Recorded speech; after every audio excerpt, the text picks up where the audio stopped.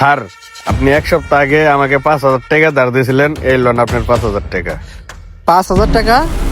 আচ্ছা ঠিক আছে, আমি ভিতরে যাইতেছি। তোমাকে আমি ফোন দিলে তুমি একটু ভিতরে আসো। আচ্ছা স্যার।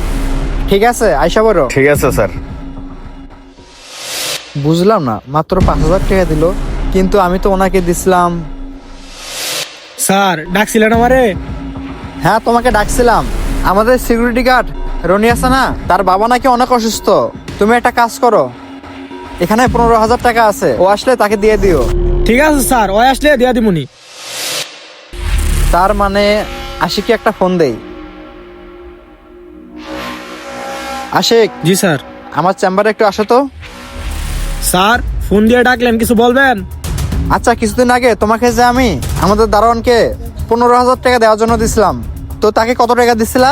স্যার আমি আপনার কাছ থেকে টাকাটা নেওয়ার পরে আমার ইমার্জেন্সি একটা কাজ পড়ে গেছিল, তাই আমি সোহাগের টাকাটা দিয়ে বলছিলাম রনিকে যেন দিয়ে দেয়। কেন স্যার, কোনো কি সমস্যা হয়েছে? ও আচ্ছা, ঠিক আছে, তুমি একটু দাঁড়াও, আমি এখনই সোহাগকে ফোন দিতে যাচ্ছি।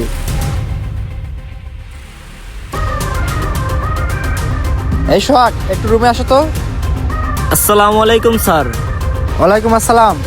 আচ্ছা, তোমাকে যে আশিকে দারোয়ানকে টাকা দেওয়ার জন্য দিছিল, তুমি দারোয়ানকে কত টাকা দিছিলা?